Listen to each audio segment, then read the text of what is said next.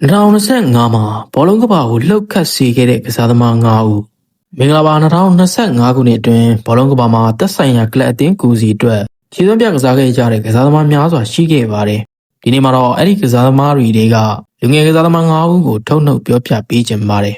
။နံပါတ်1ကတော့ဘာစီလိုနာရဲ့နာဂတ်ကျယ်ဝင့်လာမင်းရမယ်ပါ။2025ခုနှစ်အတွင်းဘာစီလိုနာအတွက်ပြိုင်ပွဲစုံဂိုး20သွင်းယူပေးခဲ့ပြီး18ဂိုးထိဖန်တီးပေးနိုင်ခဲ့ပါတယ်။ဥရောပချန်ပီယံရှစ်မှာလည်းစပိန်အသင်းအတွက်ခြေစွမ်းပြနိုင်ခဲ့တယ်လို့မက်ဆီရဲ့မွေကိုဆက်ခံမဲ့သူလို့တင်စားခံနေရပါတယ်။နံပါတ်2ကတော့နောက်ခံလူနေရာမှာဘာစီလိုနာရဲ့အားထားရတဲ့ကယ်လီမီတော်ကစားသမားလေးပေါ်ကျူပါစီပါ။ငယ်ရွယ်နဲ့ချန်ပီယံလိဂ်မှာခြေစွမ်းပြနိုင်ခဲ့တယ်လို့ဘာစီလိုနာရဲ့ခံစစ်ပိုင်းကိုလည်းအကောင်းဆုံးကာကွယ်ပေးနိုင်ခဲ့ပါတယ်။နောက်တစ်ယောက်ကတော့တက်20သာရှိသေးတဲ့ပြည့်ချီကစားသမားဒေစီရီတူရေးပါ။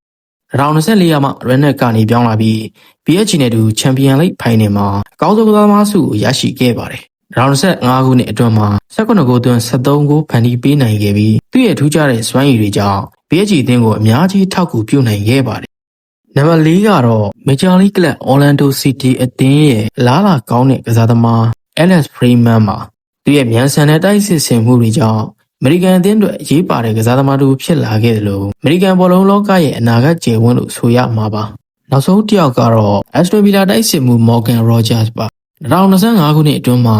17ဂိုးသွင်း14ဂိုးဖန်တီးပေးနိုင်ခဲ့ပြီး Aston Villa အသင်းကိုအများကြီးအထောက်အကူဖြစ်စေခဲ့ပါတယ်။2025ခုနှစ်အတွင်းမှာဒီကစားသမားတွေရဲ့ခြေစွမ်းဟာဘောလုံးပရိသတ်တွေကိုအံ့အားသင့်စေခဲ့တယ်လို့ဘောလုံးလောကကိုလည်းတုန်လှုပ်စေခဲ့ပါတယ်။သူတို့ရဲ့အနာဂတ်ကဘယ်လိုဖြစ်လာမလဲဆိုတာကတော့ပရိသတ်တို့အနေနဲ့ဆက်လက်စောင့်ကြည့်ရမှာပါ။